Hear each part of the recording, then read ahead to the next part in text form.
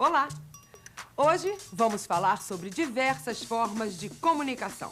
Os seres humanos utilizam muitas linguagens diferentes para se expressarem. Vocês conhecem alguma? Eu diria que não só conhecem, como, neste exato momento, podem estar utilizando a mais importante. Querem ver como?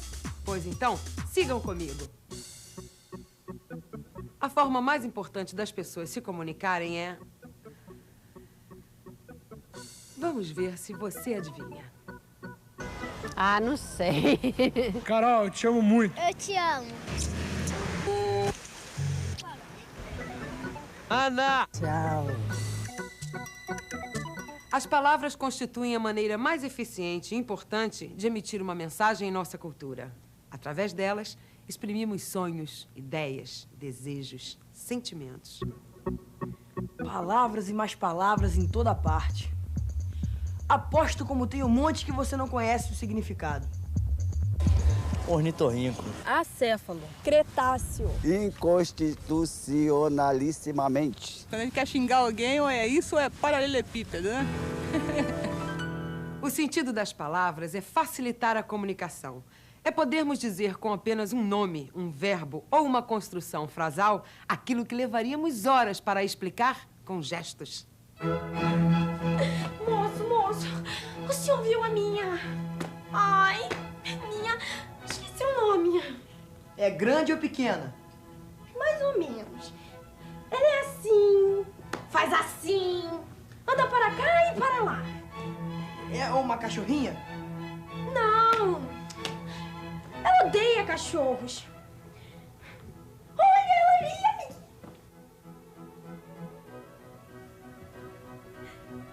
Não é uma coisinha, olha. É muito importante para a nossa cultura conhecermos as palavras. Com um bom vocabulário, conseguimos nos expressar muito melhor. A forma de comunicação que utiliza palavras escritas ou faladas é chamada de linguagem verbal. Mas há muitas outras formas de comunicação além dessa.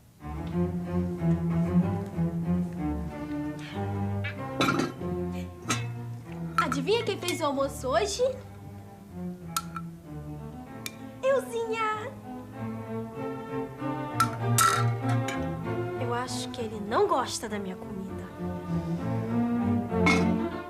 A expressão do rosto, os gestos e mesmo o choro são formas de comunicação que não utilizam palavras. São linguagens não verbais. Toda forma de comunicação que não utiliza palavras caracteriza a linguagem não verbal.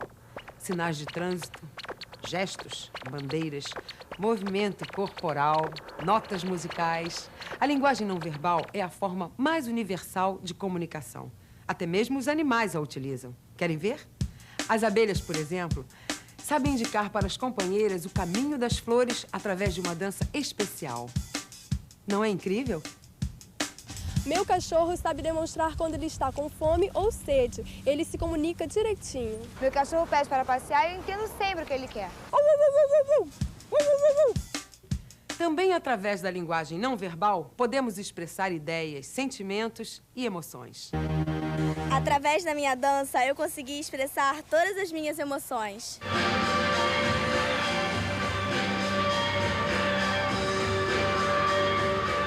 A dança pode ser exatamente uma forma de expressão sem palavras e você pode me dar uma palavra para eu me exprimir através da dança.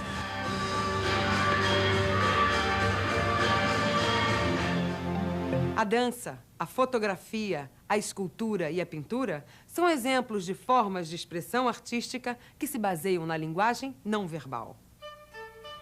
Já a literatura é uma forma de expressão que se baseia na linguagem verbal. Há outras formas que misturam a linguagem verbal e a não verbal. As histórias em quadrinhos misturam palavras e desenhos.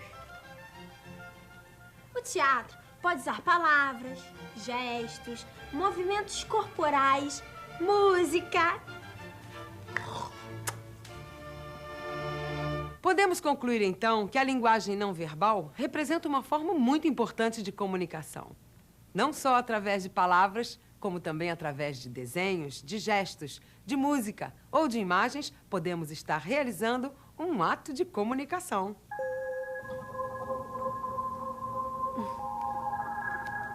estamos fazendo agora, neste exato momento? Nós nada. Engano seu, meu caro. Acabamos de realizar um ato de comunicação. Um ato de comunicação acontece quando se emite e recebe mensagens. Mas o que é realmente necessário para isso acontecer? É preciso que haja o emissor, aquele que emite a mensagem. Também o receptor, aquele que recebe a mensagem. Esse é o esquema do ato da comunicação. No processo comunicativo, o importante é ser compreendido. Para tanto, o emissor e o receptor têm que conhecer o código em que a mensagem é passada.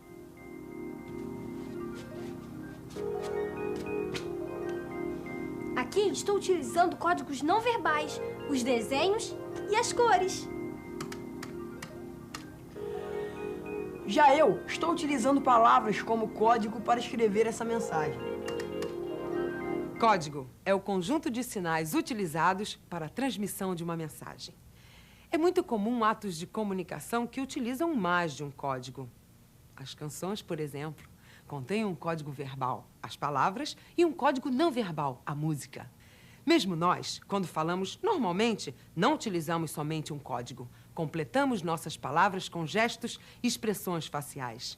Mas a comunicação só acontece quando tanto o emissor quanto o receptor dominam o mesmo código. Caso contrário, sabem o que acontece? Ohayou, anata kirei desu. Domo arigatou gozaimasu. Se você não domina esse código, não compreende a mensagem, como eu. Sendo assim, não há um ato de comunicação possível através do código verbal.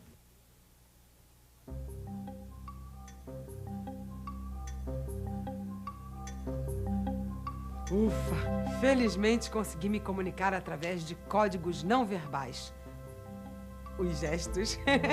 É enviando e recebendo mensagens através de um código que o ser humano atende sua necessidade comunicativa. Alguma pergunta até aqui? Eu tenho. Há muitos códigos verbais no mundo. É impossível existir alguém que conheça todos. Quando falamos e escrevemos no Brasil, utilizamos que código? No Brasil, utilizamos a língua portuguesa. A língua é o principal código verbal usado pelas pessoas que pertencem à mesma sociedade. Por isso, é muito importante conhecê-la a fundo. Se a língua portuguesa varia de Portugal para cá, dentro do próprio Brasil, ela também apresenta algumas diferenças. O vosso português é um português mais doce, mais cantante. É que o brasileiro tem sotaque. Talvez pela mistura das raças, né, aqui no Brasil. Eu acho que os brasileiros usam mais gírias. Cá no Brasil, não se fala o português como se fala em Portugal. Se a língua portuguesa varia de Portugal para cá, dentro do próprio Brasil, ela também apresenta algumas diferenças.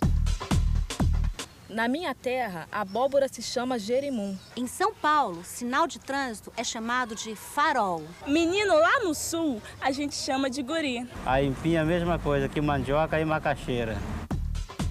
Oh, meu rei, se achegue mais. Venha cá comer uma cocada. Bah, tu deves estar louca, mulher. Pensas que vou largar meu chimarrão?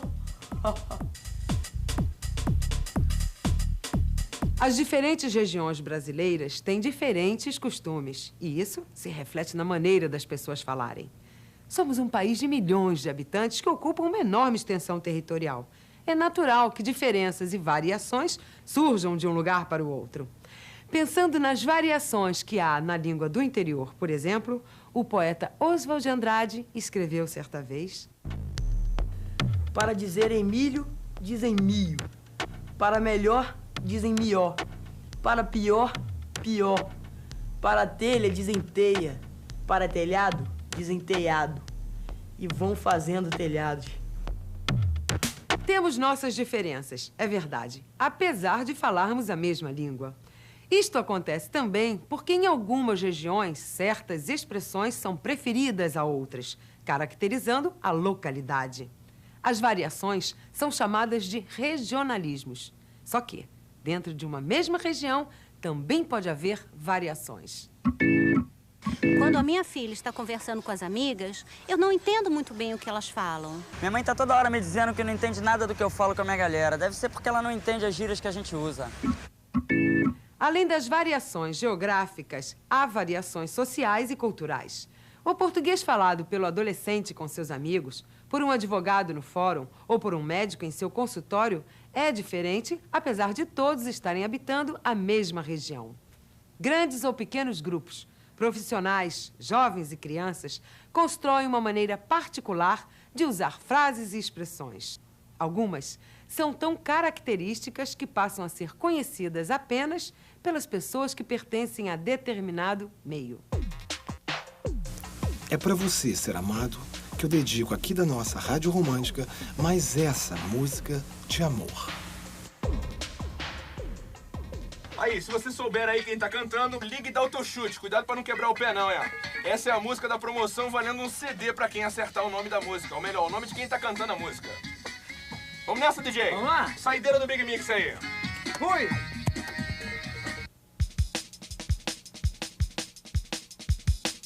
E aí, vamos bater lata? Bater lata? É, compadre. Batucar, entendeu? Tirar um som maneiro dos instrumentos metálicos. Sentiu a filosofia? Garota carioca, swing e sangue bom. A existência de diferenças regionais, sociais e culturais nos levam à constatação de que existem vários níveis de linguagem. Quando eu tô na escola, na aula de português, eu tenho que ficar me policiando muito, senão a professora pega no meu pé. Todos nós não falamos sempre da mesma maneira. Há situações que necessitam de ajustes em função do destinatário a que se dirige a mensagem. É fundamental reconhecer a situação em que algo está para ser dito para escolhermos palavras e expressões mais adequadas. Como é que você acha que eu devo pedir o emprego? Bem, vamos treinar. Aí, chefia, dá pra te colar um bico no seu mafuá pro garotão aqui? Vai ficar difícil. Senhora diretora, gostaria de saber se há uma oportunidade para um jovem como eu aqui. Ah, o emprego é seu! A adequação vocabular é fundamental. Em casa, não falamos da mesma maneira que no trabalho ou na escola. Essas diferenças são chamadas de registros.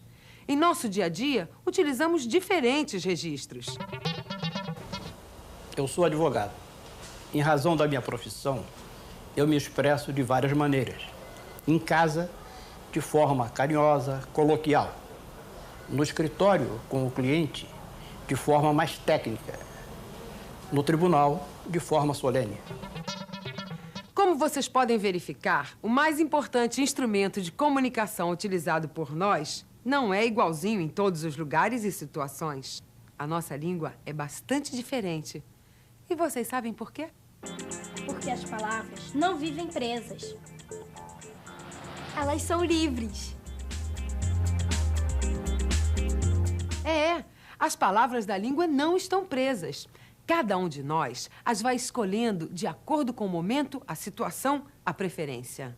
Então, elas se organizam e se combinam na medida exata do que se quer expressar. Alguma pergunta?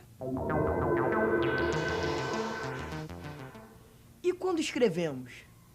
A língua escrita também é diferente da falada?